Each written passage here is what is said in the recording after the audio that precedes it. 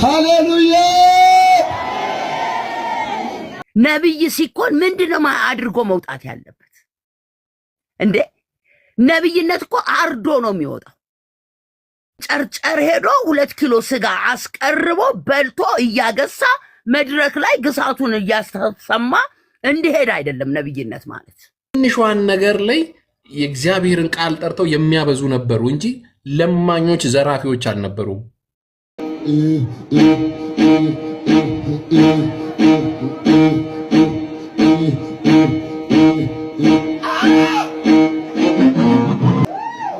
ሃሌሉያ ወላይታ ውስጥ አባላ ባያ ወረዳ ፋረቾ ከተማ አጥቢያ በድጋምም ደግመም እነግራቸዋለሁ። አባላ ፋረቾ አጥቢያ ሙሉ ወንጌል ታውቁታላችሁ? አይ እኔ ለመጀመሪያ ጊዜ ነው እየሰማሁ ያለሁት። ሙሉ ወንጌል እውቅና ስትሰጥ ደብዳቤ ትሰጣለች እና ደብዳቤውን ቢያሳየን በቂ እኮ ነው፣ እናነበዋለን። ችግር የለውም። እሱንማ ቀላል ነው። ሙሉ ወንጌል ሆኖ ያሳያል። እሺ ፕሮፌት ታረቀኝ ወደ አንተ መጣለውኝና ይሰማል አይደለ? በደንብ ቀና ብለህ አውራኝ። በደንብ ይሰማል፣ በደንብ ይሰማል። እሺ ባለህበት አጥቢያ ሙሉ ወንጌል ቤተክርስቲያን በነብይነት ተሹመሃል አይደለ? yes እውነት ነው። ፓስተር ወይ የሾሙ በእንደዚህ ኦርዴን አድርገው ፓስተር ወይ መጋቢዎችን እስቲ ንገረኝ። ኦኬ እንግዲህ ክላስተር ነው የሚሾመው። በክላስተር ደረጃ ታይቶ ነው። ፓስተር ጎርጊስ፣ ፓስተር ኃይሉ ቀጥል። ይሰማል። ቀጥል። ፓስተር ኃይሉ የሚያውቅ ሰው አለ? ፓስተር ጎርጊስን በሙሉ ወንጌል ላይ ክላስተር በክልሉ የሚሰራ ፓስተር ጎርጊስ፣ ፓስተር ኃይሉን። ስለዛ አሁን የጠቀስካቸው ፓስተሮች አንተን ጸጋህን አይተው አምነውብህ ባለህበት ቤተክርስቲያን በነብይነት ጸጋ እንድታገለግል ሾመውሃል ማለት ነው። መጀመሪያ ሙሉ ወንጌል አንድ አገልጋይ ከመሾም በፊት አይቶ በብዙ ደረጃ አንድ አገልጋይ በይታ ውስጥ ከገባ በኋላ እስከ 3 ዓመት ካገለገለ በኋላ ቤተክርስቲያን ከመሰከረ ማህበረሰቡ ህዝቡ ጭምር እሱ ትክክል ነብይ ነው ብሎ ከመሰከረ በኋላ በህዝቡ ፊት ቸርች ወይም አጥቢው ሌላ ደግሞ ቅርንጫፎች አሉ በእነርሱ ልኮ እንዴት እንደሚያገለግል ህዝቡን እንዴት የሚያገለግል ህፃናቶችም ጭምር እንዴት እንደሚያገለግል ካየ በኋላ ለክላስተሩ ደብዳቤ ያስገባል። ከዛ በኋላ በዛ መሰረት ቸርች ካየ በኋላ እስኪ ወንድሜ በሙሉ ወንጌል እንደዚህ ከተሾምክ ያው መታወቂያ ይኖራል። እስኪ መታወቂያን አሳየን እንዴ ወንድሜ ፈቃደኛ ከሆንክ። ኦኬ መታወቂያ ማለት አልገባኝም። የቀበሌ ነው ወይስ? አይ ኖ የቀበሌ ሳይሆን እኮ በሙሉ ወንጌል ስትሾም ይሄ ሰው እንደዚህ ተብሎ ከዋናው ከሄድ ኦፊስ እኮ የሚሰጥህ መታወቂያ አለ። ጥሩ ነው። ወረቀት ይሰጣል። መታወቂያ ሲባል ዛሬ ነው የሰማሁት ከእናንተ። መታወቂያ ስለ የነብይ አንተን ማንነትህን የሚገልጥ መታወቂያ ይሰጣል እኮ። መታወቂያ ማንነትን የሚገልጽ መታወቂያ ከወረቀት ጋር ይሰጣል።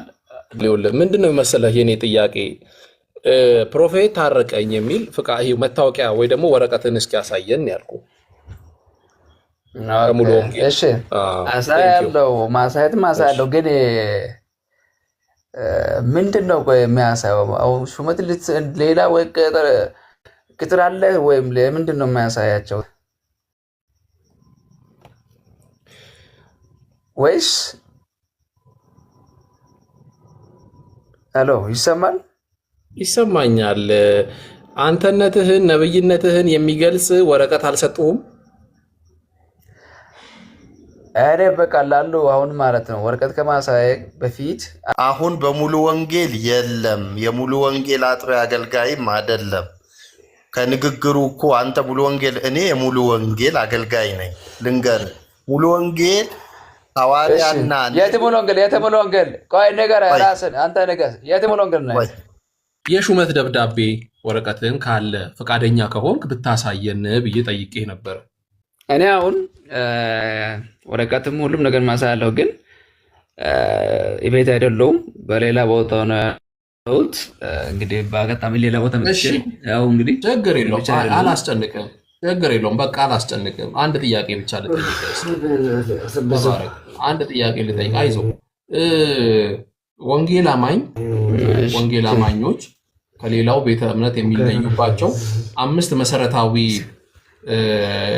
መለያዎች ፒላሮች አሏቸው። 5 ማለት ነው፣ ወይ ደግሞ ብቻዎች ብለን የምንቀበላቸው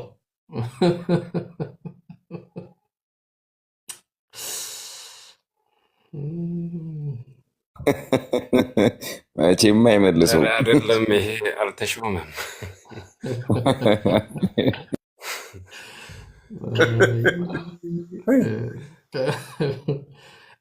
በኢትዮጵያ ሙሉ ወንጌል ነብይ ተብሎ የተሾመው የደንቢ ዶሎ የሺጥላ መቺ የቀጠና 2ቱ መድክን በቁጥር ጥቂት ሰዎች ናቸው ነብይ ተብለው የተሾሙ። እውነት ነው የምነግርህ። ለምሳሌ እኔ ባለሁበት ድሬዳዋ ውስጥ በነብይነት የተሾመች በሐዋርያነት የተሾመ ወንድም ሴትም የለም። በሐዋርያነት የተሾመ ንጉሴ የእንትኑ የአሩሲው ብቻ ሐዋርያው ንጉሴ እና ጥቂት 3-4 ሰዎች ናቸው። ይቅርታ ቅድም በተነሳው ላይ አቤኔዘር አላቅም። ምናልባት እኔ አሁን አዲስ አበባ ነው ያለሁትና አዲስ አበባ ላይ ሙሉ ወንጌል ነብይ ትሾማለች። የምትሾመው ግን በአጥቢያ ላለ ቸርች እዛው አጥቢያ ላይ የሚያገለግሉ ከዋናው ይመጡና እነሱ ባሉበት ይሾማል። እኔ ባለውበት ጉባኤ የተሾመ አለ። ቀጥሎም ትሾማለች፣ እየሾመችም ነው። ብዙ ቦታ ላይ ትሾማለች። ምናልባት ቅድም ጣልቃ ላለመግባት ነው ስትከራከሩ። አትሾምም አይደለም። ነብዩና ሐዋርያው በኢትዮጵያ ሙሉ ወንጌል ስር ነው፣ በአጥቢያ ሳይሆን ይሾማሉ ተብሎ ተወስኖ የነበረው። አሁን ተሻሽሎ እንደሆነ አላውቅም። ያ ይሆናል፣ ግን አጥቢያ ላይ ሹመት አለ። አሁን በዚህ ሰዓት ሹመት አለ። ቀደም ብሎ የጀመረ ነው። ግን ከአንተ ሀሳብ ጋር የምስማማው ምንድን ነው፣ አሁን ከመሰረተ ክርስቶስ ነን ከሙሉ ወንጌል ነን እያሉ እየመጡ የነብይንም ስም የሚለጥፉ የሉም ማለት አይደለም። እነሱ ደግሞ እንዴት ነው እንደዛ የሚወጡት? ብዙውን ጊዜ ሙሉ ወንጌል ላይ የቆየን ሰዎች እናውቃለን። ቤት ለቤት ጉብኝት አለ። ይሄ የህብረት ጸሎቶች በየአካባቢ ላይ በጣም በብዛት ሙሉ ወንጌል በዚህ ነገር ትሰራለች። አንድ የሆነ ማየት የጀመረ 3-4 ሰው ይይዝና ጸሎት ይጀምራል ቤቱ ላይ። ከዛ ያ ሰው ማየት ለሆነ ሰው ከተነበየ እየሞቀው ይሄዳል። እየሞቀው እየተተነበየለትም ውይ እንትና እኮ እንዲህ አለኝ ትክክለኛ ነገር ነው የነገረኝ በሚለው በዚህ ነው የሚቀጥለው። ከዛ ምንድነው ለራሱ ያንን ታይትል ያደርግና ይወጣል ማለት ነው። ከዛ ያ ሰው ከቸርቹ ጋር ይጋጫል። ምክንያቱም ከቸርቹ ፍቃድ ውጪ ነው የሚጸልየውም እየሄደ የሚያገለግለው። አሁንም እንትን እላለሁኝ ሙሉ ወንጌል በጣም ነው ክትትል የምታደርገው። እስቲ ሳይፈቀድ እንኳን ሰው ቤት ሄደው እንደዚህ መጸለይ ምናምን አይችሉም። በድብቅ ግን ሲያደርጉ ይያዙና እነዚህ ሰዎች ከዛ መድረክ ተከለከልኩ አይነት ነገር ይጀምራል። ከዛ ነው እንግዲህ 10 ጉባኤ ይዘው ይወጣሉ። በዛው ከየት ቸርች ነው ተብለው ሲጠየቁ ከሙሉ ወንጌል ይላሉ እንጂ ግን በትክክለኛ መድረክ ላይ ትሾማለች ሙሉ ወንጌል። ይሄንን ለማለት ነው። በጣም በብዙ አጥቢያ ላይ ትሾማለች። አሁን እዚህ ጋር ነብይ አለ ነብይ የለም ለሚለው እኔ ነብይ የለም ብዬ ከሚል ወገን ነኝ። ሊከራከረኝ የሚፈልግ ሰው ሊከራከረኝ ይችላል። ምክንያቱም ትንሽ ብልጭታ ሲያይ የሆነ ነገር መገለጥ፣ እኔ ለምሳሌ አሁን በቸርች መገለጥ እናገራለሁ በጸሎት ውስጥ ሆኜ እየጸለይኩኝ ማለት ነው፣ እና ይነገራል። ግን ነብይ ነኝ ማለት አይደለም። እግዚአብሔር ለእያንዳንዱ ሰው የሚናገረው ነገር አለ። ሲናገር በቃል ውስጥ በሚናገርበት ጊዜ እግዚአብሔር ያ ሰው ነብይ ነው ተብሎ ሊሰጠው አይችልም። ለምሳሌ የኤርናውን ኤፍሬም እኔ አውቃለሁ፣ እንዲቴ ቤተሰብ አይነት ነገርም ነኝ። ግን ሙሉ ወንጌል ከታች ጀምሮ እስከ ላይ እንትን አሁን ቅድም አቤኔዘርም ሲናገር የነበረው አይታ ትሾማለች። አይታ ስትሾም ለምሳሌ ያህል ቀጠና 2 የምትሾማቸውን ሹመት እታች ያሉትን ደግሞ መሾም አትችልም። ነቢያትና ሐዋርያትን አትሾምም። ዋናው መስሪያ ቤት ተኪዶ ነው እንትን የሚሉት የሚሾሙት ማለት ነው። ግን የነብይነት ኳሊቲዎች ምንድን ናቸው? ሰዎች አሁን ያልገባቸው ነገር ነብይነት ምንድን ነው? ኳሊቲ ነብይ ሲኮን ምንድን ነው አድርጎ መውጣት ያለበት እንዴ? ነብይነት እኮ አርዶ ነው የሚወጣው፣ ትቶ ነው የሚወጣው፣ አብልቶ ነው የሚወጣው። መጽሐፍ ቅዱሳችን ሲል ለምሳሌ ያህል የፈርዖን የልጅ ልጅ ለመባል በእምነት እምቢ አለ፣ ትኩር ብሎ ብድራቱን ተመልክቷልና ሙሴ በምድረ በዳ ለመኖር ነው ነብይነት ማለት እንጂ ጨጮሆ ሄዶ ወይም ጨርጨር ሄዶ 2 ኪሎ ስጋ አስቀርቦ በልቶ እያገሳ መድረክ ላይ ግሳቱን እያሰማ እንዲሄድ አይደለም ነብይነት ማለት። ነብይነት ማለት የደሃዋን ደሃ የሆነችዋን መቀነቷን ትጥሻለሽ ትበረጠሻለሽ ብሎ መሰብሰብ አይደለም። ከዛን G+5 መገንባት አይደለም ነብይነት። የነቢያቶችን ቤት ተመልከቷቸው እስኪ። የትኛውን የጎዳና ተዳዳሪ ልጆችን ሲያበሉ ነው ነብይነት? ኤልሳ እኮ በ12 ጥማድ ያርስ የነበረውን እኮ ነው አይደል እንዴ? ትቶ 2ቱን ጥማድ አርዶ አብልቶ ተከተለ። በቃ እሱ እኮ ኢንቨስተር የነበረ ሰው ነው። ኤልያስ ማን ነው? ኤልሳ እነማን ናቸው? እስኪ መጽሐፍ ቅዱስን መጀመሪያ እናንብብ። መጽሐፍ ቅዱስን በትክክል እንረዳ። የነቢያት እንትኖች ምንድን ናቸው? ለምሳሌ ነቢዩ ኢሳያስ ምንድን ነው ያለው? ኦዚያንን ያገለግል ነበረ። ኦዚያን በሞተ ጊዜ ግን እግዚአብሔርን በትልቅ ስፍራ ላይ ተቀምጦ አየው። ከፍ ባለ ስፍራ ላይ አየውና ራሱ ሲመለከት ምላሴ የረከሰብኝ ነው ሲል እግዚአብሔር ፍም አመጣና ቀየረው። የኦዚያንን ቤት ትቶ ነው የወጣው። የንጉሱን ቤት ነው ትቶ የወጣው። ነብይነት አርዶ መውጣት ነው ወገኖች። ነብይነት አብልቶ መውጣት ነው፣ መብላት አይደለም እንዴ። ምንድነው ስንከራከርም ቃል እያወቅን ምንከራከር? መልካሙ እረኛ ማን ነው? መልካም እረኛ ነብይ ማን ነው?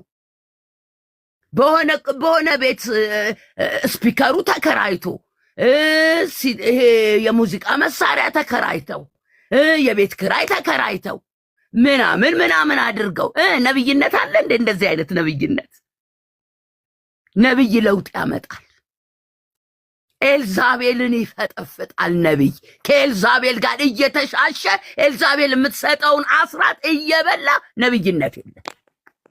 ወይም ሮሜን አያጣመም ሮሜ መጽሐፍን አጣሞ ነብይነት የለም። ሮሜ እኮ ለግል ኪስ አይደለም እንዴ። ከሌል በላችሁ እንዴ አልልም። ሮሜን መጽሐፍ አጣሞ እኔ በወንጌል አላፍርም ብሎ የሚለውን አጣሞ የምስራቹ ቃል ማለት የቤት ክራይ መክፈል ነው ብሎ ያለ ነብይ ነው እንዴ? ነብይ ከዛን ይሄ ድዱ ይርገፍና ድዱ ብሎ የሚል ሰው እየተሰበሰበ ሳቅ በሳቅ ሆኖ ነው እንዴ ነብይነት እንዴ? እኛ እኮ ጁሻኔ አይተን እኮ ነብይ በኢትዮጵያ ይምጣ ብዬ ካለቀስኩት እናቶች አንደኛዋ እናት እኔ ነኝ። ግን አሁን ለምን ያንን ቀን አለቀስኩ ብዬ ደግሞ እምራገም እኔ ነኝ እንዴ? ማን ነው ነብይ? አጭር ቁምጣ ሱሪ አድርጎ የቆዳው የጠብ እንትን ጃኬት የሆነ ኮት አትለው ምን ያለው ጸጉሩን ያጎፈረ ነብይ ነው? ምን አርዶ ወጣ? ያረደውን ይንገረን መጀመሪያ። አርዶ የወጣውን ትቶ የወጣውን ይንገረን ነብይ ብለን እንድንቀበለው። አንድ ጊዜ ነብይ ኤፍሬም የኤርናው ወንጌል ብርሃን ናዝሪት መጣና ንቃዬ ውሃ አምጡልኝ አለ።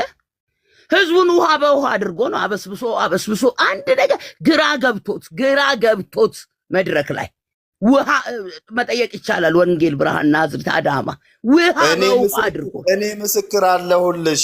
ረጭቶ ጸበል ውሃ ያስለመደው ሐሰተኛው ኤፍሬም ነው። ተባረክ። ውሃ በውሃ አድርጎን አምጡ ይለናል፣ እናግዛለን። እኔ የዛን ጊዜ የጸሎት መሪ ነኝና ውሃው እንትን ይባላል፣ ይታገዛል። ውሃ በውሃ ህዝቡን አድርጎ አንድ ፋይዳ ነገር ሳይሰራ አንድ ነገር ሰው ተች ሳይደረግ እኔ ባለቤቴን ካጣው በኋላ ነው ከአዳማ የወጣሁት። የቤተ ክርስቲያኒቷ ዋና ሰብሳቢ ሽማግሌ ነበር፣ አቶ ግርማ ሲሳይ ይባላል ባለቤቴ። ስለዚህ ውሃ በውሃ አድርጎ አበስብሶን ነው ያለው። ዛሬ ኤፍሬም ማን ነው? እኔ አላቅም። ስለዚህ አርዶ መውጣት ነው። ነብይነት ነኝ ብሎ ያለ ሰው አርዶ ይውጣ፣ ያረደውን ያሳየን። ማረድ ሳይሆን እንዴ እያረዱ እኮ ነው። አሁን እያረዱ ሆዳቸውን ይሞላሉ። አርደው ግን ማብላት አለባቸው። ነብይ ማለት እያረዱ መብላት ሳይሆን አርዶ ማብላት ነው ነብይ ማለት። ንቃዬ ተባረክልኝ፣ ብርክ በልልኝ፣ ዘመንህ ይባረክ፣ ለምልምልኝ፣ ተባረኩ። እኔ እውነተኛ የእግዚአብሔር አገልጋዮች ድምፅ ሰምተው የሚያወሩ ነቢያቶች አሉ ብዬ የማምን ሰው ነኝ። አሁን ያነሳሽውን ሀሳብ ደግሞ ግን በደንብ ነው የምቀበልሽ። ነብይነት ምን ማለት ነው? ከመጽሐፍ ቅዱስ አንግል ተነስተሽ ስታወሪ አሁን ባልሽው ኳሊቲ እኔ ነኝ ብሎ የሚወጣ ሰው አለ ብዬ ባላምንም፣ ይሄ ብቻ አይደለም። ነቢያቶች ምንድን ነው ሲያደርጉ የነበሩት? እኔ አሁን ይሄንን ሳወራ ብዙ ጊዜ ወይ የአዲስ ኪዳንና አሁን የብሉይ ኪዳን ነቢያቶች ይለያያሉ ምናምን ይሏቸዋል። ኦኬ እሺ፣ የአዲስ ኪዳንም ይሁን የብሉይ ኪዳን ይለያይ፣ ግን ነብይነት ምን ማለት ነው ብዬ ጠይቃለሁ ብዙ ጊዜ።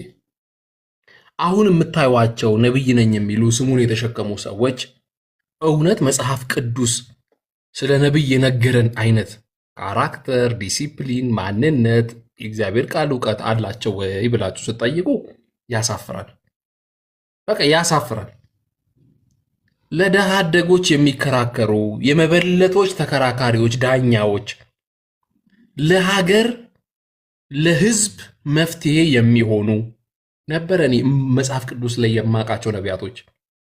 በነገስታት ፊት የሚቆሙ ነገስታትን አይተው ሸብረክ የማይሉ ሐሳብ የማይቀይሩ ነገስታትን ተመለሱ ከመንገዳችሁ የሚሉ እንደዚህ አይነት ነቢያቶችን ነበረ መጽሐፍ ቅዱስ ውስጥ የምናውቀው። በየጓዳ የማይርመጠመጡ በየሰፈሩ በየስርቻው የሆነ ሸራ ወጥረው የማይዘርፉ ለምቾታቸው ያላደሩ፣ ቅድም ገነት ስትናገር አርደው የሚወጡ እንጂ አርደው ሰውን የሚበሉ አይደሉም። አሁን በዚህ ኳሊቲ በዚህ ማንነት ነብይ ነኝ ብሎ የሚናገር ሰው አዝናለሁ። ለማኞች አልነበሩም፣ መፍትሄ የሚሆኑ ነበሩ። ትንሿን ነገር ላይ የእግዚአብሔርን ቃል ጠርተው የሚያበዙ ነበሩ እንጂ ለማኞች፣ ዘራፊዎች አልነበሩም። እኔ የማውቃቸው መጽሐፍ ቅዱስ የሚነግረኝ ነብይነት ኮንሰፕቱ በራሱ ምን ማለት ነው? የእግዚአብሔር አፍ አምባሳደር ሰምቶ የሚያወራ ከእግዚአብሔር የሚናገር አይደለ? የእግዚአብሔር አንደበት ተወካይ እንጂ ቅድም እህቴ እንዳለችው ከድሃዋ መቀነት አስፈትቶ ከድሃው ወንድማችን አስፈትቶ በትፈወሳለህ ስም ቢያልፍልሃል ስም ምናምን የራሱን ምኞትና ህይወት የሚኖር ነብይ ለማለት አይደለም። በቃ ስሙ እኮ ሌባ ነው። በቃ እንደዚህ አይነት ሰው ዘራፊ ነው። ለእኔ የማይል የማያካብት ምቾትን የማይመኝ ነው። እኔ የማውቀው አብዛኛው ሰው እዚህ አምጥቼ በጠይቀው ሮሮውን ነው የሚያወራው፣ የተበደለውን ነው የሚያወራው፣ የተበደለውን ያጣውን ገንዘብ ያጣውን የሰው ህይወት ነው የሚያወራው። እና እውነት አሁን እህቴ ባትዩ እሱን ቃል አይገርመኝም። ባትዩ ግን እኔ የማምንበትን ከጠየቅሽኝ ግን እውነተኛ ደግሞ ሰዎች አሉ ብዬ እማምን ሰው ነኝ። በቃ እውነተኛ ይሁን ሰዎች ደግሞ ንቃዬ የሉም እኮ አይደለም አሉ። ኦፊሱ አለ፣ ቦዲው ግን የለም። ኦፊሱ አለ። ምን መሰለክ አሁን ነቢያቶቹ ምን እንደሚያደርጉ ታውቃለህ? ትዝ ይልሃል 30 ብር ለአገልጋይ የፍቅር ስጦታ ተብሎ የሚሰጠ ጊዜ አላችሁ? እዚህ ውስጥ ያላችሁ ሰዎች ካላችሁ 30 ብር ነው ቤተክርስቲያን ስትሰጥ። እኔ ቃለ ሕይወት ነበርኩኝ የዛን ጊዜ። 30 ብር ትሰጣለች ናት።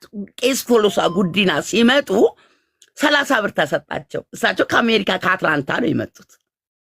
ግን ያንን 30 ብር ቢሮ ገብተው እንደገና መሶብ ውስጥ ነው የከተቱት። ንቀውም ይሁን አላቅም፣ እንግዲህ ወይ ለቸርቿ ለመስጠት ፈልገው ይሁን አላቅም። ያሁኑ እኮ ነብይ ዝሙት ያደረገውን ሰው እኮ አቅፎ እንትን የዓለማዊ ሚዲያ ዘግቦት እኮ አስረግዘሃል ብሎ ለሾ እንትን ከተባለ በኋላ ያንን ሰው እኮ ከእናንተ ውስጥ ኃጢአት የሌለበት ተነስቶ ይውገሮ መድረክ ላይ ያቁሙት እኮ ያለ የሚል ነብይ ነኝ ብሎ እኮ በነብይ ስም የሚነግር ሰው እኮ አለ። የሚደፍሩትን ሰዎች የ10 ሺህ ብርና የ20 ሺህ ብር ኬክ እያስቆረሱ ሴቶችን የሚደፍሩ ሰዎች ከሌ ብለን መናገር እኮ አይገባንም። ታውቃላችሁ፣ በደንብ ጠንቅቃችሁ ታውቃላችሁ። ለዛ ነው ነብይነት ሳይሆን ነብይ የለም ነው። ነብይነት አለ፣ ቢሮ አለ፣ ኦፊሱ አለ፣ ቦዲው ግን የለም ነው የኔ ክርክር፣ የኔ ንግግር። ቦዲው የለም። ቦዲው አለ ብለህ ካልከኝ ጅብ ነው ያለው፣ የዱር እንስሳ ነው ያለው፣ የሚበላክ የማይራራልሽ ጨካኝ፣ በቃ ይዞ የሚበላ እንደ ዳዊት እንደናንተ አይነት ደግሞ የተነሳ ማጅራቱን ይመታና ሲያስጥል ብለው ደግሞ ይነሳሉ። ዳዊትም ምንድነው ያለው? የአባቴን በጎች የሚነጥቀውን ከኋላ እከተለዋለሁ፣ ማጅራቱን እመተዋለሁ፣ አስጥለዋለሁ እንደሚለው ይሄ ነው ሚዲያው። ይሄ ሚዲያ ጀስት እንደዛ ነው በቃ። ስለዚህ እንዳይበሉ ማጅራታቸውን ሲመቷቸው እነሱ ደግሞ ይጮሃሉ። ቲፎዞ አላቸው ብዙ፣ እጃቸው ረጅም ነው፣ ማሳሰር ይችላሉ። ምን ይላሉ? የሆነ ነገር ያደርጋሉ። እኔን አስበርነኝ አለ። እኔ ሲነካ እኔ እንትን ነኝ፣ እኔ ብረት ነኝ አይልም ነብይ አይልም እኮ እንዴ። ኤልያስ እኮ ለዛች ሴት በረከት ሆነ። እስኪ ነብይ በረከት የሆነው ሰው እስኪ ይምጣ፣ ለእኔ በረከት ሆኖኛል ብሎ የሚል እንዴ። ልሞት ነው በቃ አልሰጥም ስትለው አካፊኝና እንብላ። ከዛ በኋላ 3 ዓመት ተኩል እኮ ረሃብ አልነካትም ያቺ ሴት። እዛች ሴት ቤት ሰዎች ገብተው ይበሉ ነበር እንዴ። እንደነ ዮሴፍ አይነት እኮ ለረሃብ መፍትሄ የሚያመጡ ሰዎች አሉ እንዴ። ጠቅላይ ሚኒስተሩ ስንዴ ወደ ውጭ እንልካለን ብለው ባወሩ ጊዜ አንድ ቸርች ላይ መርከብ ተጭኗል ስንዴ እልል በሉ ሲል ህዝቡ መሬት ላይ እየተንከባለለ እልል ይል ነበር። ጦርነቱ በቃ በሰሜን ብሎኛል ተብሎ ሲባል ባንዲራ ለብሶ ሲሸበሸብ ህዝቡ ብሎ ሲል ይሄው ስቲል ነው ጦርነቱ በሰሜን አለ።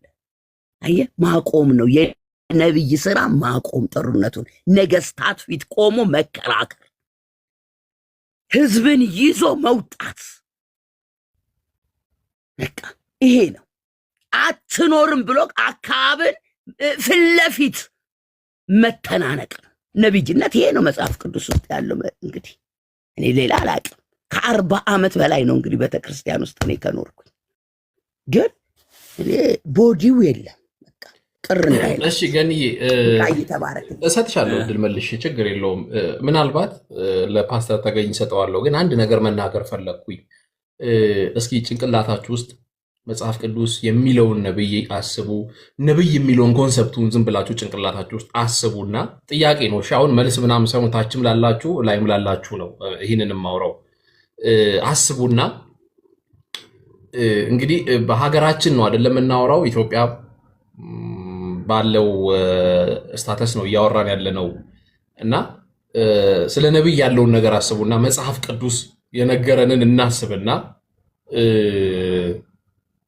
አንድ ነቢይ ነኝ የሚል ሰው በልዩነት በአዲስ ኪዳን በልዩነት ተቀባው ብሎ መነሳት ይችላል ወይ? ተቀብቻለሁ ብሎ በልዩነት እሱ ላይ የሆነ ነገር እንዳረፈ በልዩነት ሆኖ ከዛ ለብቻው የሆነ ቸርች ብሎ ከፍቶ ለብቻው ያለ አዛዥ ያለ ናዛዥ በበላይነት እያስተዳደረ ከ1000 እስከ 5000 10000 ምዕመን ዋሪቨር ብቻ ጥሩት ያን ሁሉ ሰው ሰብስቦ ለሱ መጋቢ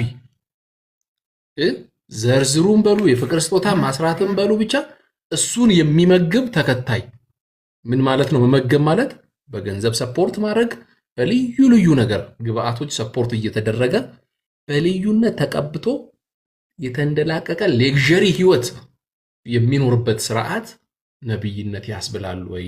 ይህንን ስታስቡ ነብይ ያለ ወይ ብላችሁ ታስባላችሁ ወይ ብላችሁ ጭንቅላታችሁ ውስጥ ተጠይቁ ማለት ነው። እንደ ጥያቄ ብቻ ነው ይሄንን ማነሳው።